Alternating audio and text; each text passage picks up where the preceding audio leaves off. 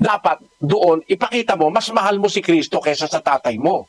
Hindi ang ibig sabihin nun ay itatakwil mo na ang tatay mo, hindi. Mapupuot ka sa tatay mo spiritually. Tatanggapin mo si Kristo kaysa sa tatay mo.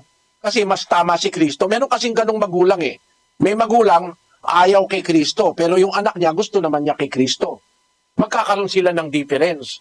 Dahil dun sa difference in faith, parang magiging magkaawa yung magbiyanan, o yung magmanugang, o yung mag-ama, o mag-ina.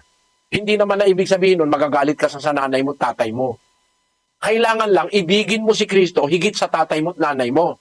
Ibigin mo si Kristo higit sa asawa mo.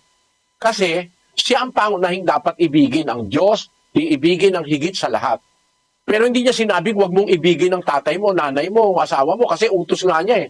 Pati nga kaaway, pinapaibig niya eh. Doon nagkakamali yung nagbabasa sa Biblia. Hindi nila kinukuha yung konteksto ng sinasabi ni Kristo. Ang konteksto, maliwanag. Unang-una, iibigin mo ang Diyos.